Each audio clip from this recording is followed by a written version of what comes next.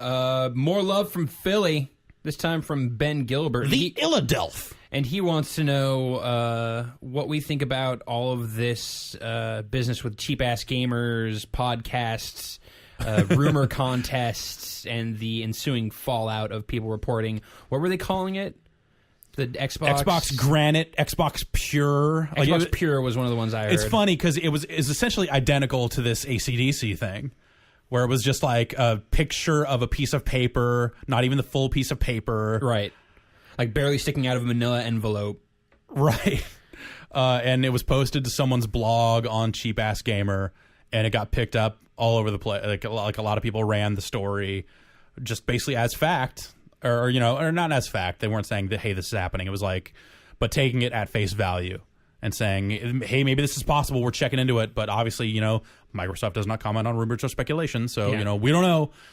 And it was pretty apparent, like, not long after it got picked up, because all the comments on that story are like, hey, nice one. You obviously win the contest. I was like, oh, man. And it was all like, I woke up that morning and saw that story and went like, oh, I got to write something about this when I get in. Mm-hmm. And then I started looking at the comments, and I was like, wait a minute. And then I got in, and Brad said, hey, did you see this thing? And I said, yeah, don't write about that. We were definitely as much, at least at first, taken in by it. I think it looks really bad. But I don't want that. When I say that, I don't want to say that in terms of like, we're so much better than everybody because we didn't run it. It was more of a matter of we were asleep when it happened. Right. So, some sites ran with it, and by the time we got to the point where we were going to write about it, it had already been debunked. And I guess the thing for me is that if you're going to have a trade in rumors, yep, that you have to be able to just walk away from something and not get butthurt about it. Yeah, that's kind of the... It's like, know what? They're called Cheap Ass Gamer.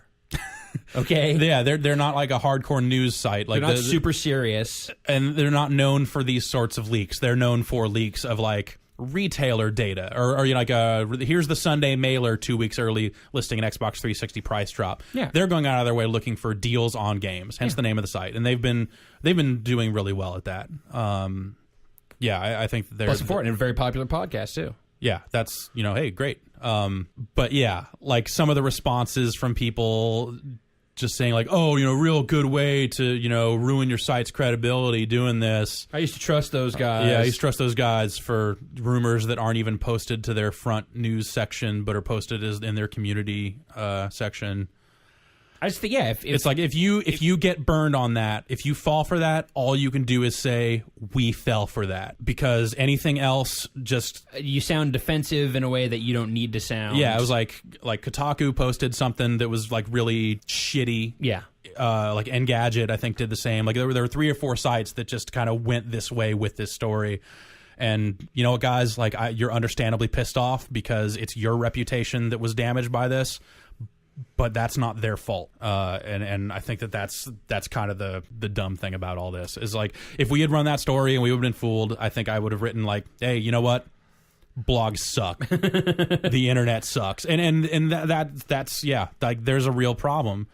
I mean, it just kind of is a symptom of the greater need to get everything up as fast as possible, regardless of factuality or anything. There's a constant struggle between speed and accuracy.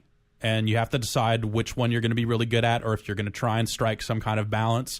Whether, you have to make the decision, like journalistically, every rumor that comes in, am I going to make a call and then wait to hear back from the company before I run it? Wait to get the no comment that you're going to get back from the company? Or am I going to run it and say, we have contacted the company and not give them the chance to respond first? And knowingly maybe run something that's not going to pan out in the long run and be totally false. And... I've made judgment mistakes like that in the past. Like it happens. It totally happens, and I totally understand why it happens. But I think it just shines a really bright spotlight on what blogging really is. Yeah, it is a group of companies that are out there trying to write stuff really fast and trying to be first with all this stuff and trying to fill post quota. I don't know how the business works across all these other sites and how they do it, but it's not ideal. This is one of the things that happens. Yeah. It's not ideal at all. And mad props to Cheap Ass Gamer. Yeah, for coming up with exposing it yet again. Like it rears its ugly head every now and again. We're like, oh right, blogs. Oh, blogs.